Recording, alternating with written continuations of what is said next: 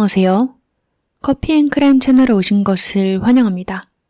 이야기에 앞서서 사건에 등장한 등장인물들의 사진이 궁금하시다면 네이버 블로그에 커피앤크라임을 검색하셔서 제 블로그를 확인해보세요. 자, 오늘 들려드릴 사건은 세스 잭슨이라는 소년한테 벌어진 이야기예요. 세스는 1996년 2월 3일 플로리다에서 태어났고 2명의 형을 가진 막내로서 태어났어요. 그리고 그는 어렸을 적부터 레슬링 하는 걸 좋아해서 커서 레슬링 선수가 되는 게 꿈이었죠. 세스는 어렸을 적 비교적 평범한 아이로 자랐지만 14살 때 고등학교에 들어가며 앰버라는 소녀를 사귀게 됐고 그의 인생은 바뀌게 됩니다. 사람들은 처음에는 이들을 귀여운 고등학생 커플로 봤지만 이들이 1년간 함께하며 연애의 막판에는 정말 건강하지 못한 관계였다고 해요. 세스는 앰버를 만나기 전에는 마약이나 술을 접해본 적이 아예 없었는데 앰버를 통해서 나쁜 것들을 많이 배우기 시작했고 비행 청소년들이랑 놀기 시작했어요. 특히 이들이 자주 어울렸던 사람들 중에 한 명은 찰리라는 이름의 18살짜리 소녀였는데 찰리는 트레일러에서 살고 있었고 찰리의 부모님은 둘 다 감옥에 있었기 때문에 부모님 집이긴 해도 사실상 찰리가 혼자 사는 집이었어요. 그리고 찰리는 같이 지내던 3명의 룸메이트들이 있었는데요. 이들은 다 같이 세스랑 노는 무리였어요. 그 3명을 소개를 해드리자면 앰버의 이복 오빠인 16살짜리 소년 카일 후퍼, 그리고 18살짜리였던 마이클 바고, 20살이었던 저스틴 소토가 있었어요. 이들의 삶은 파티를 많이 하고 술과 마약을 많이 하고 앰버랑 비슷한 배경에서 자랐어요. 모두들 불우한 가정 출신이었고 소년원을 들락날락거리던 아이들이었죠. 세스는 어린 시절 유희왕 카드를 가지고 놀던 순진한 아이였지만 비행 청소년들이랑 어울리며 점차 그들처럼 변하고 있었어요. 그리고 점점 가족들이랑도 자주 싸우기 시작했죠. 시간은 흘러 2011년 3월이 되었고 앰버는 세스한테 결별을 고하게 되고 찰리의 룸메이트들 중 하나였던 마이클 바고랑 사귀기 시작했어요. 세스는 이렇게 헤어지자마자 마이클이랑 사귀기 시작했다는 건 자신이랑 사귈 때도 둘 사이에 뭔가 있었다는 걸 눈치채게 돼요. 그리고 특히 이들이 헤어지기 직전에 마이클이 페이스북에 남긴 글 중에서 벌써 보고 싶어, 사랑해 앰버 라고 작성한 글이 있었기 때문에 바람을 폈다는 의심은 더 확신을 가지게 됐죠. 그렇게 3월 말 앰버는 끝이라는 글을 페이스북에 올리며 세스랑 끝이 났다는 걸 암시하는 글을 올렸고 세스 또한 페이스북에 이제 싱글이야, 내 폰으로 문자해 라고 하며 자신의 휴대폰 번호를 업로드했어요. 당시는 2011년이다 보니 사람들이 페이스북으로 유치한 글을 많이 쓰는 시기이기도 했죠. 사실 세스는 어린 시절부터 절친이었던 윌이라는 친구가 있었는데요. 윌은 세스가 앰버랑 만나며 성격이 많이 변했긴 해도 세스가 좋은 사람이라는 걸 알았어요. 그리고 앰버랑 헤어지며 정말 힘들어하고 감정을 숨기려고 했지만 상처를 받은 게 분명히 티가 나는 세스를 보게 됐죠. 그는 마치 길을 잃은 강아지 같았어요. 뭘 해야 될지 몰랐죠. 2011년 4월 8일 세스는 자신이 싱글이라는 것을 다시 한번 페이스북에 올리게 됐고 이 포스팅으로 인해서 앰버랑 세스는 페이스북에서 대놓고 싸움을 하게 됩니다. 이들은 서로의 개인사들을 공개하며 페이스북 타임라인에서 싸우기 시작했고 서로한테 욕을 해댔어요. 그리고 세스는 앰버가 필로폰을 했다는 사실을 페이스북에서 대놓고 저격하기도 했죠. 당시 앰버의 새로운 남자친구인 마이클 바고에 대해서 설명을 해드리자면 마이클은 2011년을 기준으로 2년 전인 2009년에 갓 플로리다로 이사를 왔고 불우한 가정에서 학대를 당하면서 자라서 분노 조절 장애도 있었고 어린 나이에 전과도 많고 총기 소지, 강도 등등 혐의도 많이 가지고 있던 소년이었어요. 그리고 세스를 굉장히 싫어했어요. 전 남친이니까 싫어할 수 있겠지 생각하실 수 있겠지만 사실 마이클이 그를 싫어했던 큰 이유는 앰버가 세스가 자신한테 신체적으로 폭력을 매일같이 휘둘렀다고 말을 했기에 그 말만 믿고 싫어했던 거였어요. 엠버는 그 이유 때문에 그랑 헤어졌다고 말을 했었기 때문에 마이클은 세스를 여자 때리는 남자라고 인식을 하고 경멸을 했던 것이었죠. 엠버의 이복 오빠인 카일 또한 세스를 굉장히 싫어했어요. 이유는 예전에 카일의 여자친구였던 알리사라는 소녀가 세스랑 바람을 폈었기 때문에 싫어했던 것이었죠. 이런 마이클은 세스랑 엠버가 페이스북으로 싸우는 걸 보고 댓글에 껴서 같이 싸우기 시작하게 되면서 싸움은 점점 커지게 됩니다. 그리고 세스는 마이클이 두렵지 않았기 때문에 온라인으로 싸울 게 아니라 실제로 싸워야겠다고 생각을 하고 친구들을 통해서 엠버랑 마이클이 몇 날 며칠에 열리는 파티에 참석할 거라는 정보를 알아내고 그 파티 장소가 열리는 집으로 찾아가게 돼요. 세프는 수십 명이 있는 파티 장소에서 마이클을 바로 공격했어요. 세프는 레슬링도 했었기 때문에 잘 싸웠고 마이클은 칼이나 총 없이 맨몸으로는 싸우는 법을 몰랐기 때문에 거의 일방적으로 당했다고 해요. 이번 일로 크게 자존심이 상했죠. 자신의 여자친구를 포함한 수십 명 앞에서 창피를 당했으니까요. 마이클은 너무너무 화가 났어요. 2011년 4월 17일 일요일, 세스는 자신의 친구들이랑 놀고 있었어요. 그는 천천히 예전의 삶으로 다시 돌아가고 있었죠. 이날도 자신의 절친인 윌과 놀고 있었는데요. 하지만 윌이 하나 알고 있지 못했던 건 세스가 엠버로부터 끊임없이 문자를 받고 있다는 사실이었어요. 엠버는 문자로 그랑 다시 잘해보고 싶다고 폭탄 문자를 보내고 있었지만 세스는 이 모든 상황에 지치면서도 아직도 사실은 엠버를 좋아하고 있었기 때문에 답장을 보내며 정신이 다른 데 팔려져 있었고 스트레스를 받아 보였어요. 윌은 세스가 스트레스 받아 보인다는 것을 알아채고는 자신들의 다른 친구인 브리트니의 집에 가서 노는 게 어떠냐고 제안을 하게 되죠. 브리트니의 집에서 노는 동안에도 세스는 딴 데 정신이 팔려 보였지만 윌은 그런 그를 쪼아대고 싶지 않았기 때문에 무슨 일인지 물어보지 않고 그냥 냅뒀대요. 그리고 이들은 그렇게 브리트니의 집에서 잠시 놀고 각자 집으로 헤어졌고 안타깝게도 이날이 윌이 세스를 보게 되는 마지막 날이 되게 됩니다. 사실 세스와 엠버가 주고받았던 문자 내용으로는 엠버가 계속해서 찰리의 트레일러로 놀러오라고 제안을 했고 세스는 계속해서 하루 종일 거절을 하다가 막판에 그냥 알겠다고 가겠다고 하는 문자였어요. 하지만 세스는 뭔가 함정 같다고 느낀 모양이에요.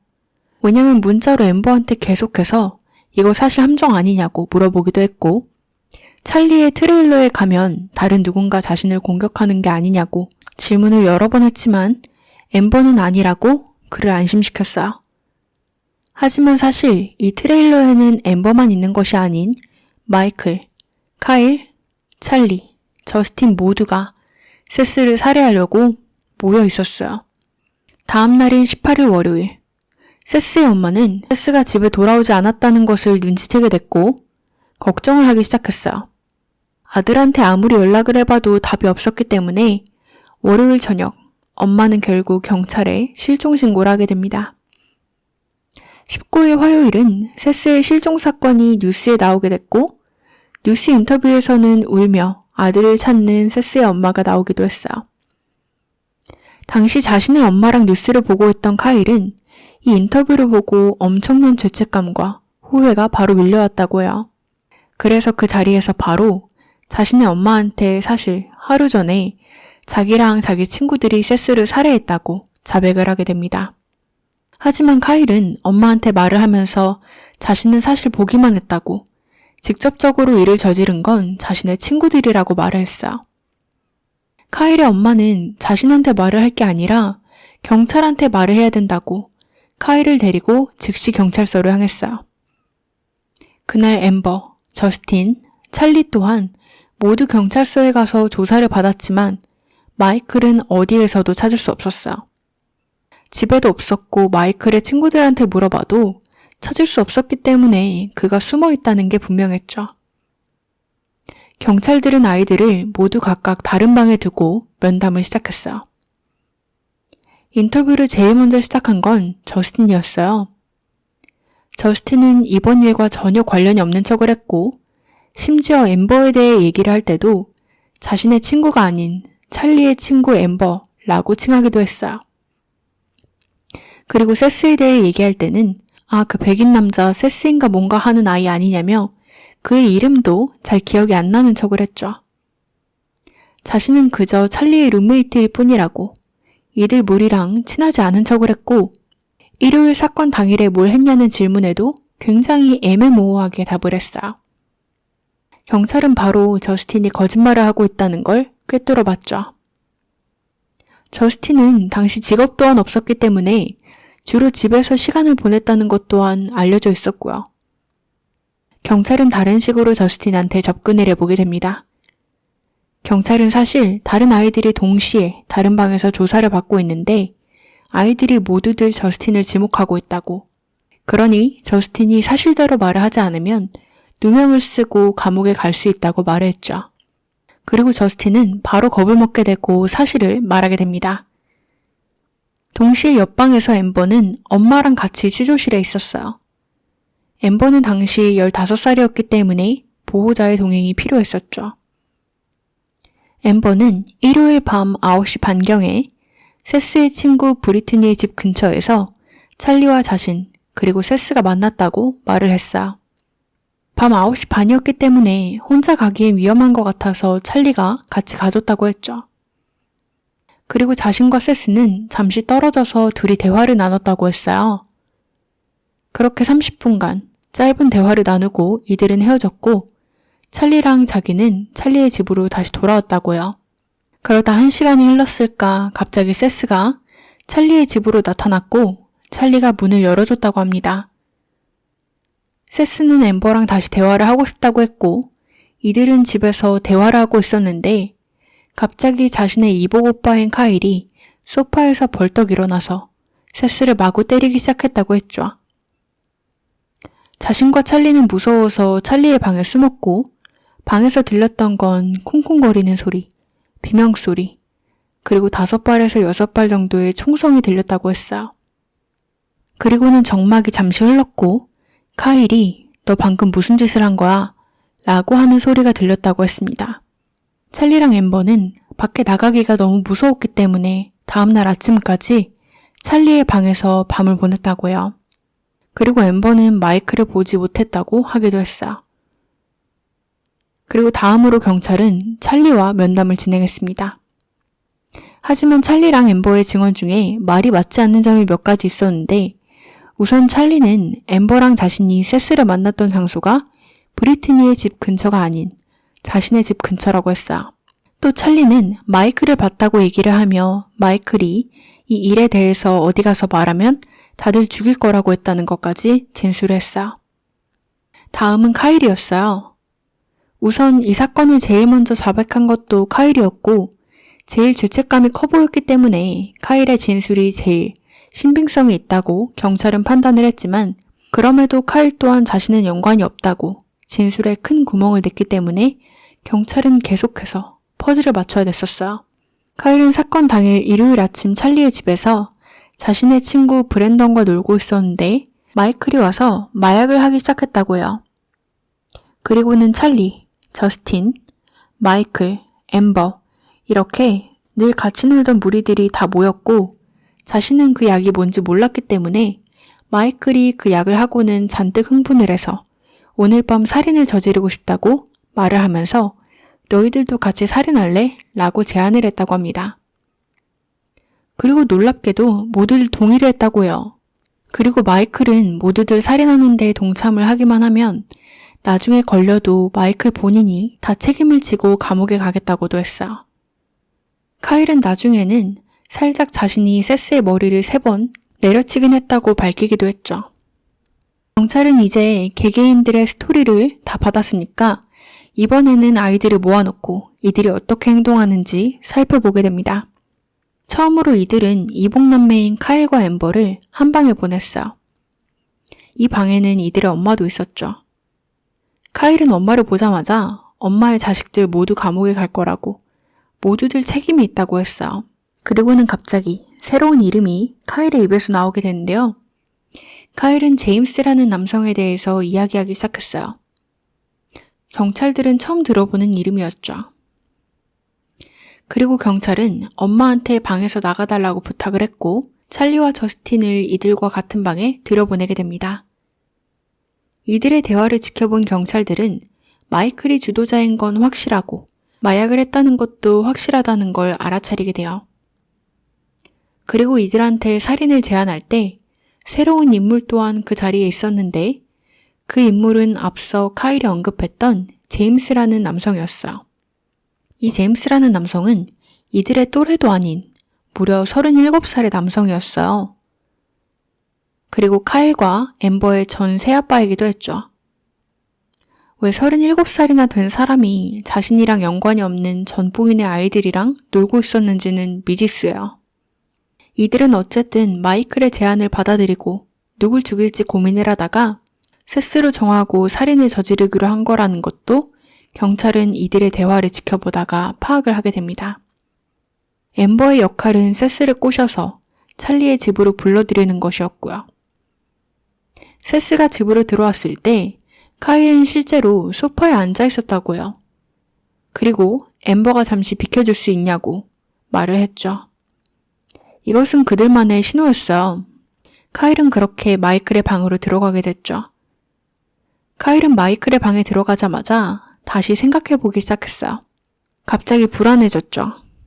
살인에 동의를 하긴 했지만 막상 세스를 보니까 이를 저지를 수 없을 것 같았다고 해요. 그렇게 카일은 자신의 불안감을 마이클한테 내비쳤지만 마이클은 세스가 네 전 여친이랑 바람핀 거 기억 안 나냐고 카일을 자극했다고 합니다. 그렇게 이 둘은 방에서 나가 목각으로 세스를 마구 때리기 시작했고 앰버랑 찰리는 찰리의 방으로 도망갔다고요. 카일은 세스의 머리를 3번 가격했고 저스틴 또한 이때 신호를 듣고 방에서 나와서 세스의 머리를 1번 가격했다고요. 세스는 문으로 도망가려고 했지만 마이클이 그의 등을 향해서 총을 2번 쐈고 그럼에도 세스는 계속해서 도망을 갔지만 마이클은 이어 총을 몇 번 더 쐈고 그리고 여자아이들은 방에서 총소리를 듣고 이제서야 자신들이 무슨 짓을 한 건지 깨닫게 되고 눈물을 흘렸지만 경찰을 부르면 본인들의 무덤을 파는 꼴이었기 때문에 어떻게 할 수가 없었다고 합니다. 세스는 사실 근처 도로가까지 가서 도망가는 것에 성공을 했어요. 하지만 저스틴이 달려가서 태클을 걸어서 넘어지게 됐고 이미 거의 다 죽어가는 세스를 향해서 마이클은 마구 총을 쏴댔다고 합니다. 카일은 달려와서 이제 그만하라고 말렸지만 마이클과 저스틴은 그런 카일을 비웃으며 세스의 시신을 끌고 집 안으로 들어오기나 하라고 시켰죠. 그렇게 집으로 들어간 마이클은 찰리의 방으로 가서 앰버랑 찰리한테 너네 둘 다 사랑하지만 어디 가서 이 사건에 대해서 발설하면 둘 다 죽여버릴 거라고 경고를 했다고 합니다. 그리고 마이클은 그의 시신을 끌고 집안 욕조에 놓았고 저스틴과 카일한테 거실에 있는 피를 치우라고 시켰어요.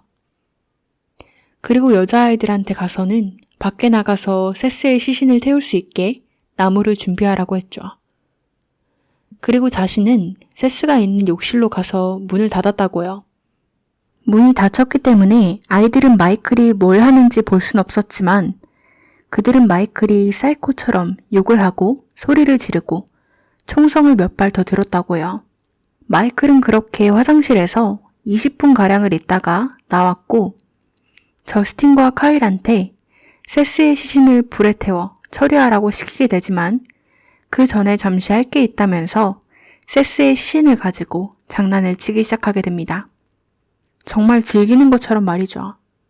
마이클은 그의 이빨을 몇 개 뽑고 양쪽 무릎을 다 나가게 하고 혀를 가지고 놀다가 침낭에 넣어 그제서야 카일과 저스틴한테 이제 불에 태우라고 시신을 건네줬다고 합니다.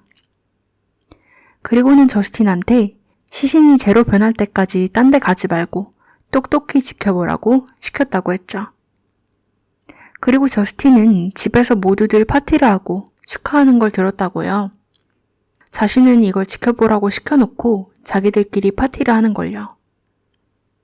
그리고 그 다음날 아이들은 앰버랑 카일의 전 새아빠인 제임스한테 전화를 해서 남은 유해 처리를 하는 걸 도와달라고 전화를 했고, 실제로 제임스는 아이들을 도와 유해를 강에 버리고 집에 남아있는 혈흔들을 치우는 것까지 도와줬다고 합니다. 이 모든 정보들은 아이들이 한 방에 있는 동안에 다 주고받아졌어요. 경찰한테는 말한 바 없는 사실이었죠. 우선 경찰은 아이들의 이야기를 듣고 마이클이 주도자는 맞겠다 싶어서 마이클을 찾아 나섰어요. 그리고 120km 정도 떨어진 곳에서 마이클을 발견하게 되는데요. 놀랍게도 마이클은 자신의 다른 여자친구랑 있다가 발각이 됐어요. 엠버가 아닌 다른 여자친구가 있었던 것이었죠. 경찰은 그렇게 마이클까지 체포를 하게 됐고 이들은 모두 각각 재판에 서게 됐어요. 모두들 유죄를 주장을 했고 카일, 엠버, 찰리, 저스틴은 가석방 가능성이 없는 무기징역을 선고받게 됐습니다. 놀랍게도 마이클은 무죄를 주장했어요. 하지만 이것은 당연히 통하지 않았고 마이클은 사형을 선고받으며 플로리다주에서 최연소 사형수가 되게 됩니다. 또 제임스는 2017년까지 재판에 설 상태로 판단이 되지 않아서 2017년이 돼서야 드디어 재판이 열렸고 최대 30년형을 선고받았어요.